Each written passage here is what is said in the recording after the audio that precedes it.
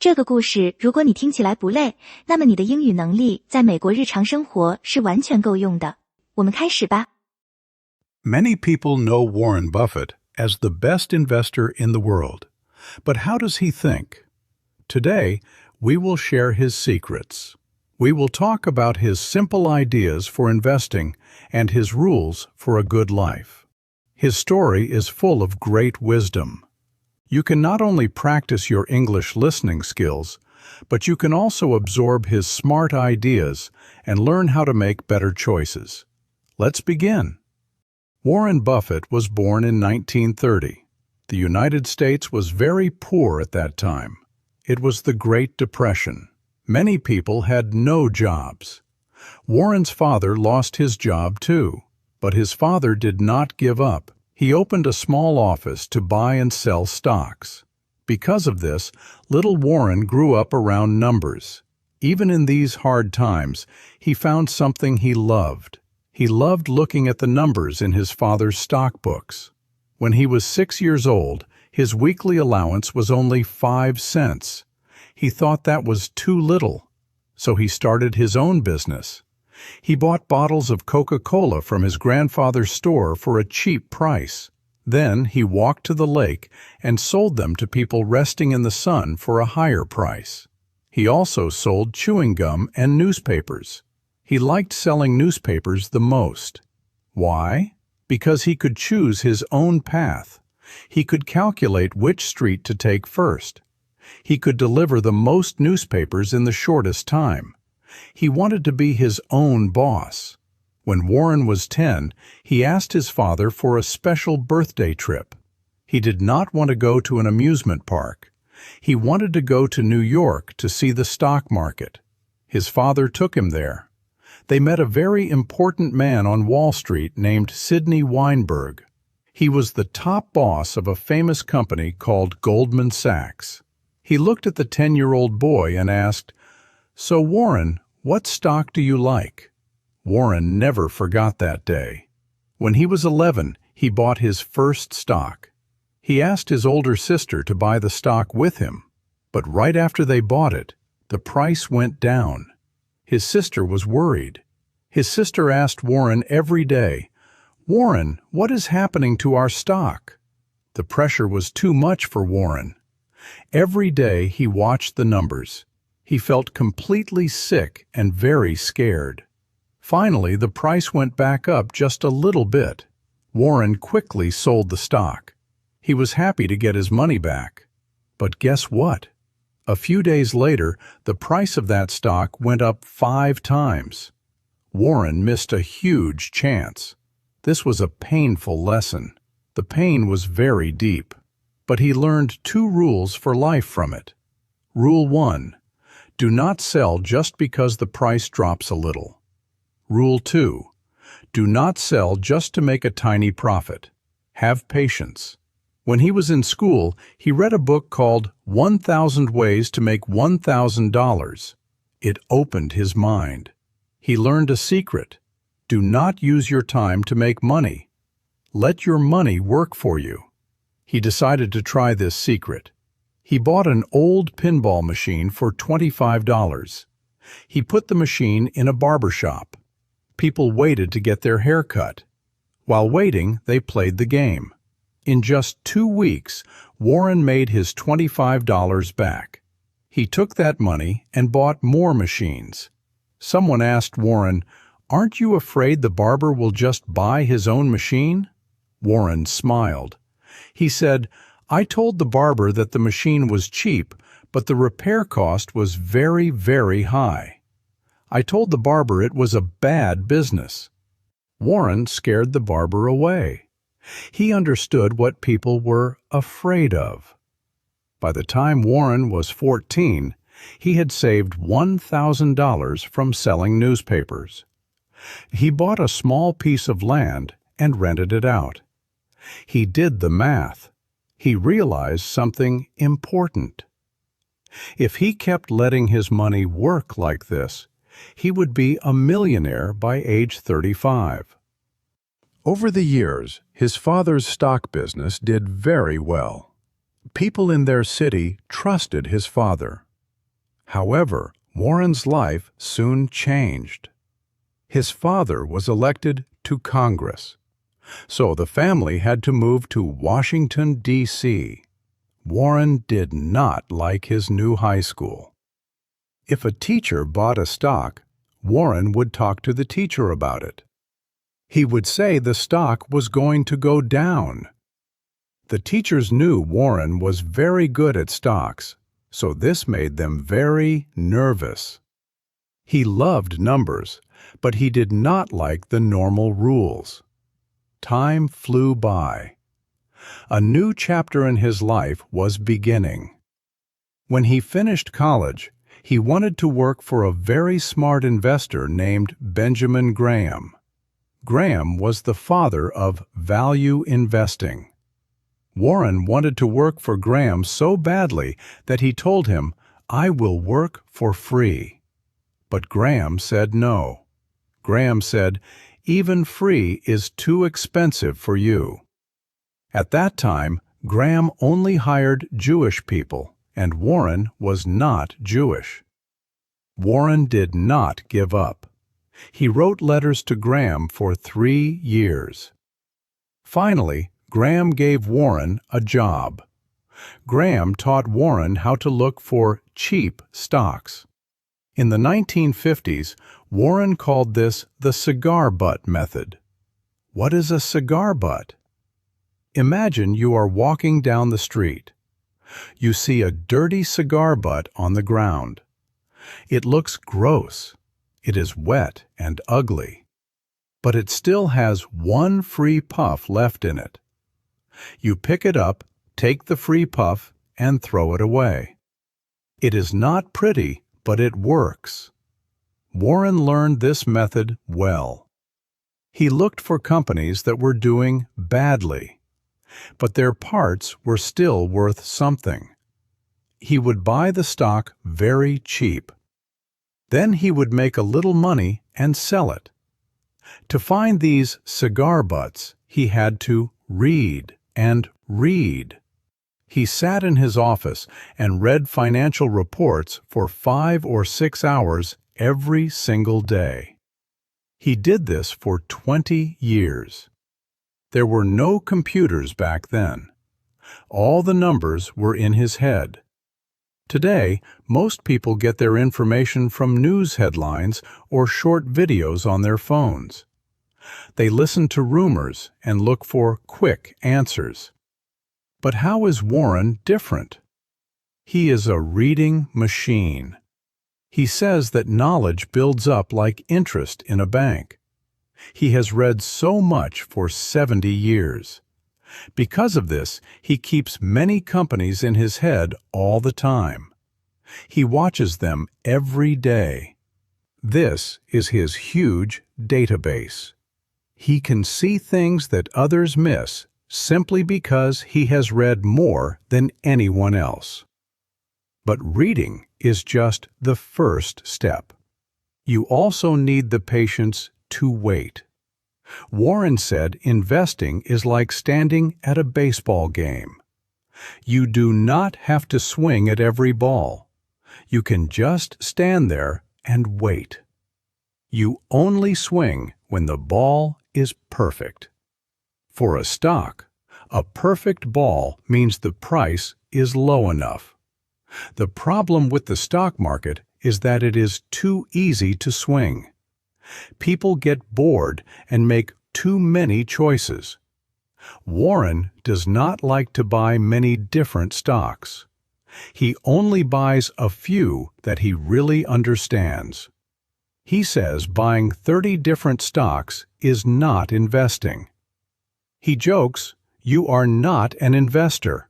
You are just shopping in a supermarket and putting everything in your cart." Most investors try to follow every new trend.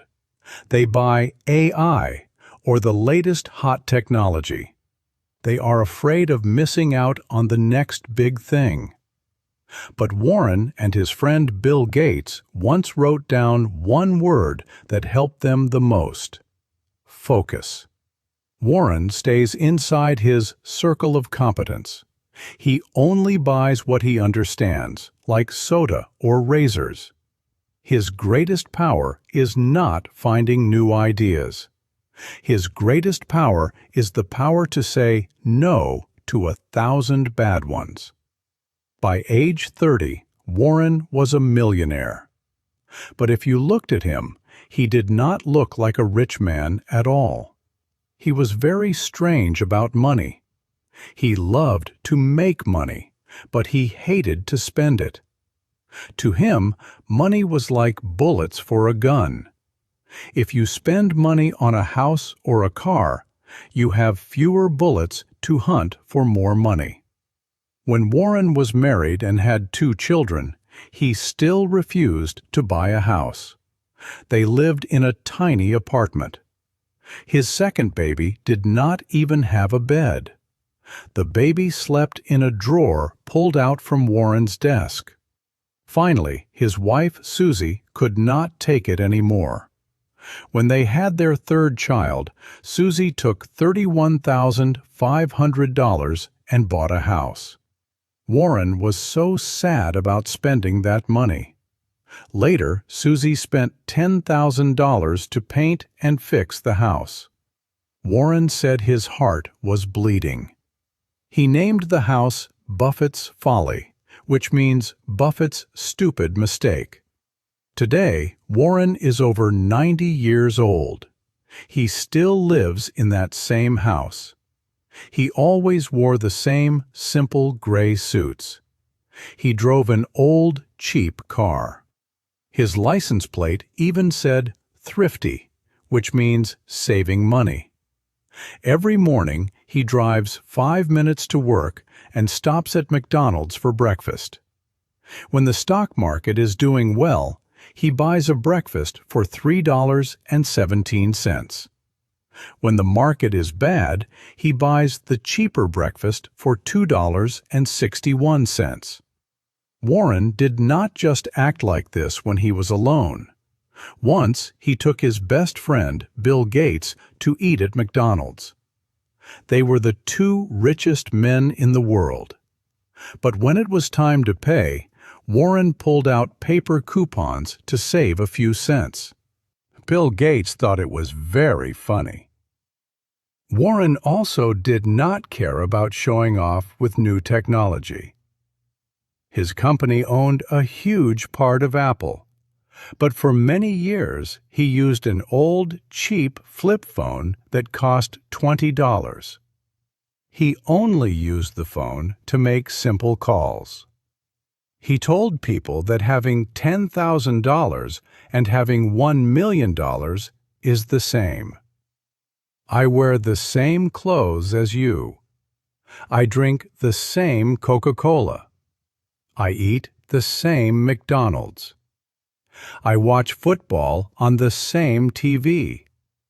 If I get sick, we go to the same doctors. Warren did not want to show off. Making money was just a game to him. He played this game very well, but he always stayed humble. He always told people he was just lucky. He was born in America at the right time. He had a brain that loved numbers. He also lived in a system that rewarded people who understood numbers. He said, "If we were all stuck on a wild island, the person who can grow food would be the king. No one would care that I am good at picking stocks." Warren saw money as a game, so he did not want money to spoil his children. For many years, his 3 children did not even know their father was rich. They went to normal schools and lived like everyone else. Once, his daughter asked him for $20 to pay for parking. Warren said yes, but he made his daughter write a check to pay him back. He was very strict. He said, "I want to give my children enough money so they feel they can do anything. But I do not want to give them so much that they feel they can do nothing. He wanted his children to find their own success. Let's go back to his business journey. When Warren was 32, he saw a very bad company that made cloth. It was called Berkshire Hathaway. The company was losing a lot of money, and the stock was very cheap. It was a perfect cigar butt. Why? Because Warren knew a secret. The boss of the company had some extra cash. The boss wanted to use this cash to buy the stock back directly from the investors. Warren planned to buy the cheap stock on the market, sell it directly to the boss, and make a quick profit. That was his free puff. Soon, the boss contacted Warren. The boss wanted to buy Warren's shares. He asked the boss of the company, "What price will you pay to buy my shares back?" The boss said, $11.50. Warren agreed. But a few days later, the boss sent a letter. The letter offered only $11.37. It was a difference of just 13 cents. But Warren was furious. To Warren, a promise is everything. He knew the smart thing to do. He could just take the money, walk away, and forget it. That was the safe choice. But Warren's pride was hurt. He felt the boss broke his promise just to save a few pennies. He felt cheated. So Warren let his anger drive his choices. He did not sell. Instead, he bought more and more stock until he owned the whole company. Then Warren fired the boss. But the cloth business was dead. Warren was stuck with a terrible company. It was his worst choice ever. He lost billions of dollars in time and money. The pain was very deep. What did he learn? He learned a hard lesson. People have feelings for stocks, but stocks do not have feelings for people. Money does not care if you are angry. Never let your emotions make your choices. Warren knew he had weaknesses. For example, he was often tempted to buy airline companies. Why? Because airlines look exciting. Planes are always full of people traveling. It looks like a winning business. But Warren knew a hard truth. Running an airline costs too much money. Buying planes and fuel is so expensive that the companies rarely keep their profits. It is a beautiful trap.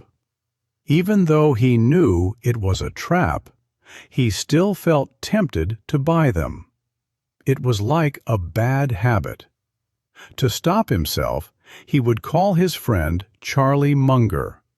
He would say, "Charlie, I am Warren, and I have a problem. I want to buy an airline." And Charlie would always say, "Please do not do it.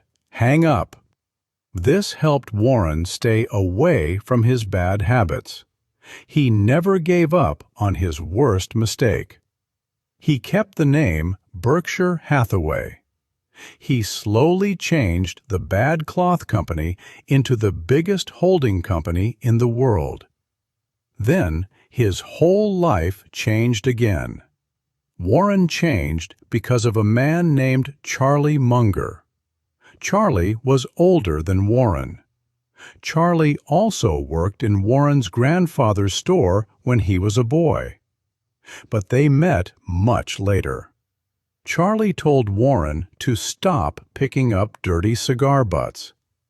Charlie said, It is much better to buy a great company at a fair price than a fair company at a cheap price. This was a very hard choice for Warren. His old cigar butt method was safe. It was comfortable. It had already made him a millionaire. Why change a winning game? To buy a great company, Warren had to pay a higher price. Paying a high price felt very dangerous. It broke all his old rules. But he trusted Charlie. Warren took a deep breath and left his safe zone. This was when he truly understood the idea of the snowball. He realized that wealth is like a snowball. If you find a great company and give it many years to roll, it will grow bigger and bigger. He stopped looking for cheap, bad companies. He started looking for castles with wide moats. What is a moat? A moat is the water around a castle that keeps enemies away. In business, a moat is something that makes a company impossible to replace. Why did he buy Coca-Cola? Because it has a huge moat in your mind.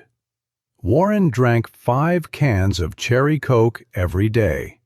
He knew a secret about Coke. It has no taste memory. Think about it. If you eat chocolate every day, you get tired of it. If you drink orange juice 3 times a day, you feel sick. But water? You never get tired of water. Coca-Cola is like water. You can drink Coke at 9 a.m., 11 a.m., and 5 p.m. It always tastes good. People can drink it every day of their lives. That is a moat. He also bought Disney.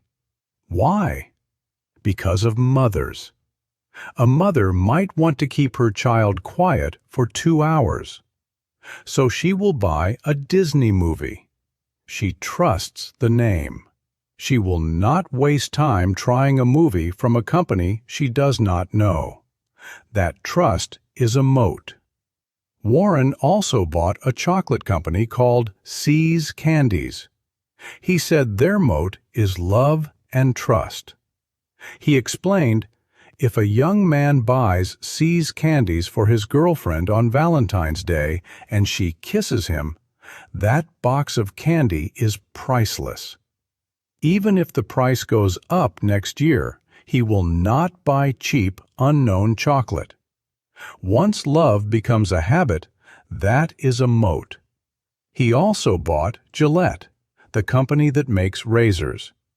He knew that billions of men's beards grow every night. But the real moat is in their minds. When these men wake up and go to the supermarket, their brains are already occupied by Gillette. They will grab a Gillette razor just out of habit. They will not even look at other unknown brands. With ideas like this, Warren and Charlie built a huge empire. They were best friends for over 40 years. They were very different, but they never fought. Their rule was simple: let the past go. Life only moves forward. In the late 1990s, a new game started. Everyone was buying internet stocks. People were getting rich overnight. But Warren bought nothing. He felt a deep struggle. His friends and neighbors were making millions. He could easily buy those internet stocks. Then people would stop laughing at him. He wanted to be part of the winning team. But there was a problem. He knew the internet would change the world, but the market was changing too fast. He explained his choice with a famous example. Cars and airplanes changed the world, right? But in the early days, there were thousands of car and airplane companies. In the end, 99% of them went bankrupt. I know the internet will change the world, but I cannot pick the 3 winners that will survive out of hundreds of internet companies. He believed that in a fast-changing industry, it is impossible to build a long-term, predictable moat. Warren had to choose. He could look like an old fool today, or he could risk everything on a game where he could not see the true winners. He swallowed his pride. He chose to look like a fool. People laughed and called Warren a dinosaur. He felt very lonely, but he stayed strong. He treats the stock market like a friend who is sometimes crazy. He does not let the crazy friend tell him what to do. Then the internet bubble burst. Stocks lost half their value. Most people feel sick when they see stock prices drop 50%. Everyone was crying. But Warren was safe. He says you do not need a high IQ to be a great investor. You only need a stable heart. He was actually happy. He said, "Looking at these cheap stocks is like a man falling into a room full of beautiful women." Warren loved when prices went down. He explained it with a hamburger. If you are going to eat hamburgers for the rest of your life, do you want the price of hamburgers to go up or down? Of course, you want them to go down. Are you buying stocks for the next 10 years? Then you should want the market to drop. The market is just a supermarket. You want things to be on sale. You only want the price to go up on the day you finally sell. He always said, "Be fearful when others are greedy. Be greedy when others are fearful." He was never afraid of the market dropping. But he always remembered that bad things can happen. On his office wall, he kept an old newspaper from the year 1929. That was the year the stock market crashed. Everyone lost their money. He kept the newspaper there to remind himself to stay careful. He never wanted to get too proud. Warren understands history. So people often ask him about new, fast-growing markets around the world, like China. Warren says the people in China are very smart and work very hard. They have built an amazing economy. But he also sees a problem. He says their stock market is very young. The investors there have not lived through dark times like the year 1929. Because of this, many people treat the stock market like a giant casino. They jump in and out. They want to buy a stock today and be rich by tomorrow. Is a casino market dangerous? Most people think so.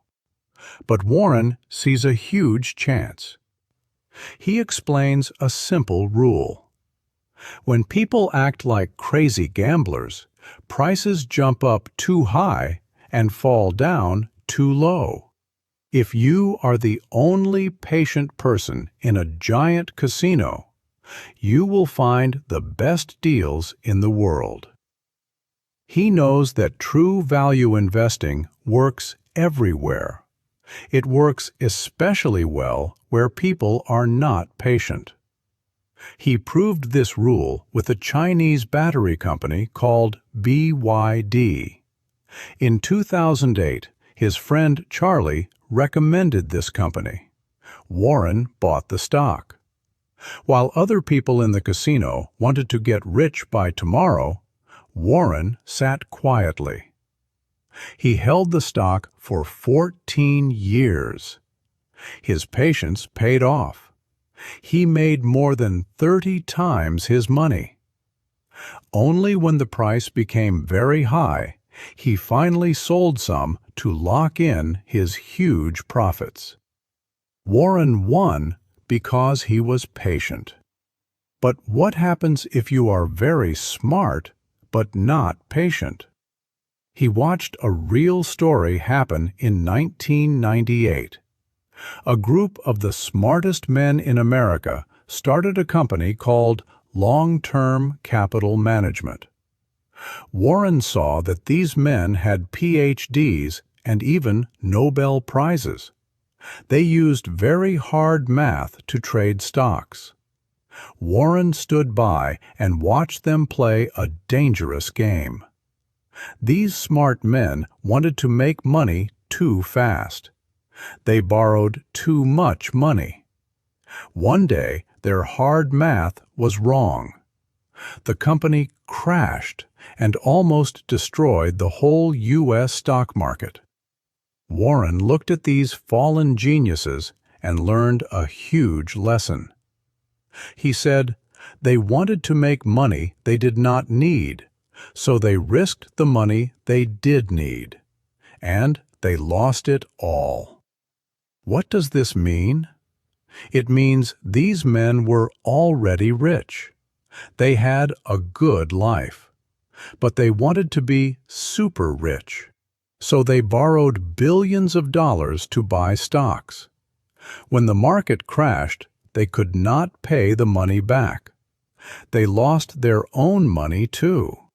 Warren tells people it is like playing a gun game with 1,000,000 empty holes and 1 bullet.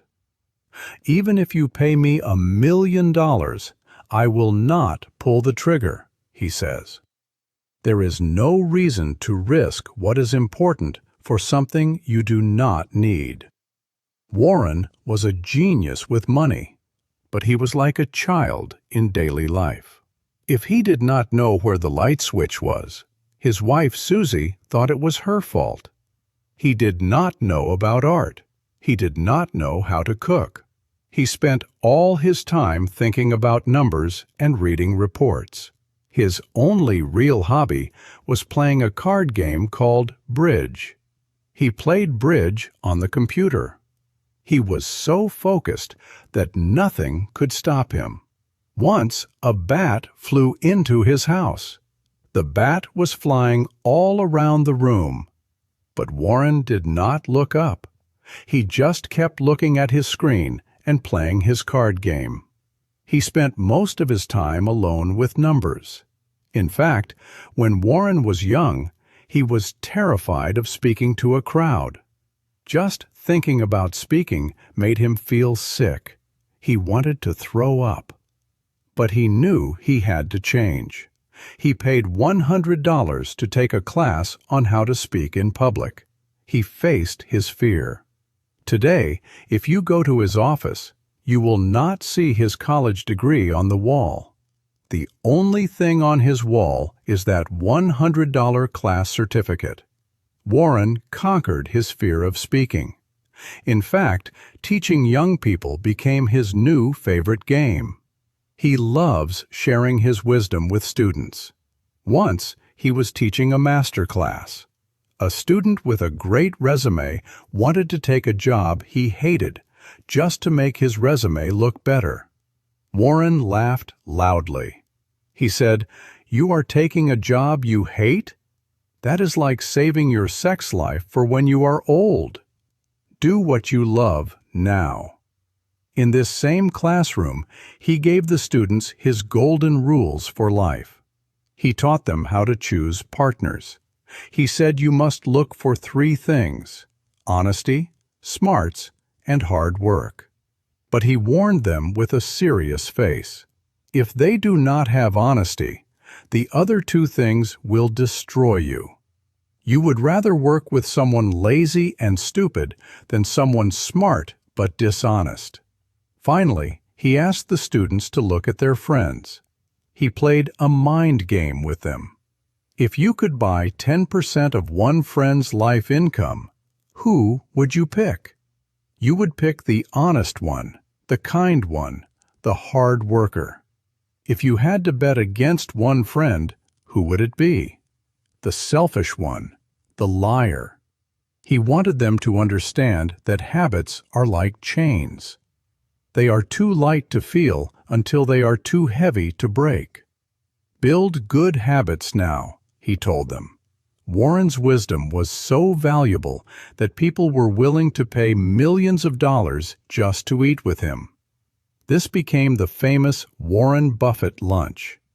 Every year, he auctioned a private lunch. Rich business people paid huge amounts of money just to sit with him, eat a steak, and ask for his advice. Warren did not keep this money.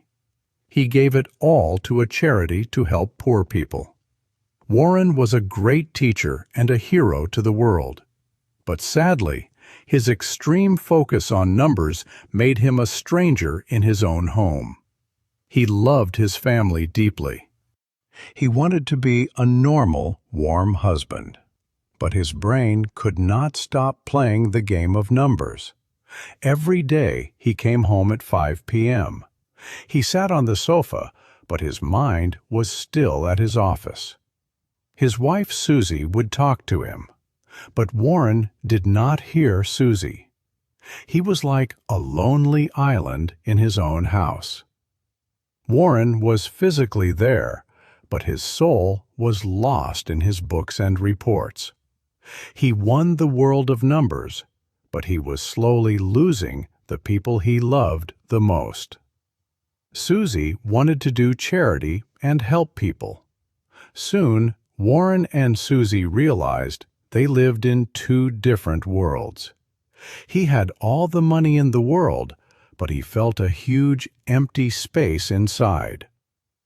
When Warren was in his 40s, Susie left Omaha and moved to California to find her own life. Before Susie left, she called her best friend. Susie asked her friend to check on Warren and make sure he had food to eat. Susie's friend was named Astrid. Eventually, Astrid moved in to cook and care for him. Yes, Astrid became Warren's new romantic partner. But this was not a dark secret or a betrayal. Surprisingly, Susie planned this. She knew Warren could not survive alone. The three of them built a very unusual family. They did not care about normal rules. Every year, they even sent out Christmas cards signed by all three of them: Warren, Susie, and Astrid. Warren and Susie never divorced. Warren still loved Susie's soul, but he lived with Astrid's care. He was a master of the market, but a child who needed a lot of help in real life. In 2004, Susie died. It completely broke Warren's heart. His world went totally dark. He was so sad that people thought he would never recover. The next year, he found out he had cancer. He survived it, but these moments changed him forever. He realized a sad truth. The giant snowball of money he had rolled for 70 years could not stop death. Most rich men do the normal thing. They build a giant wall around their gold. They leave it all to their children. They want their family name to be famous forever. Warren loved his children, and he could already do that. But he made a choice that shocked the world. He decided to give 99% of all his money away. He wanted to help poor and sick people around the world. He stopped playing the game just for himself. He became a man who wanted to heal the world. Think about time. When Warren was 50 years old, he had $850 million. But today, He has over $100 billion. He made 99% of his money after his 50th birthday. That is the magic of the snowball. You need wet snow, but most importantly, you need a very, very long hill. You need time. Once, a famous billionaire asked Warren, "Your idea is so simple. Why doesn't everyone just copy you?" Warren answered, "Because nobody wants to get rich slowly. Most people want to double their money next month. They take big risks because they are in a hurry. But Warren is happy to wait for years. He respects time, and time has made him one of the richest men in the world." In a movie about his life, he told young people a story. Imagine you are given one car for your whole life. You would read the manual. You would keep it in the garage. You would fix every little scratch. Well, you only get one mind and one body. Take care of them now. Do not wait. When Warren grew old, his memory for numbers got a little worse. But his understanding of the human heart got better. He said, "Sometimes human problems have no good answers. But with money, there is always a good answer." He learned his final lesson from his wife, Susie. He learned that money is not the most powerful force in the world. "Love is a very strange thing," Warren said. "If you try to give it away, you get more of it. But if you hold on to it tightly, you lose it."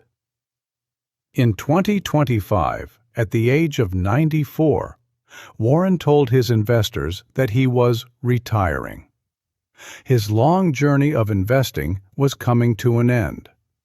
Someone asked him how he wanted to be remembered. He just smiled and joked, "Living for a long time." That is the true secret of Warren Buffett. Yes, he knows how to roll a snowball of money. But in the end, he learned that love and kindness are the only things that truly grow and stay with us forever. 太棒了，你把故事听完了，你离英语自由又近了一步。欢迎加入频道会员，支持频道发展。会员可获得影片的中英文对照学习资料、跟读练习视频、影片、MP3 文件等福利。这里是像学母语一样学英语频道，我们下个视频见。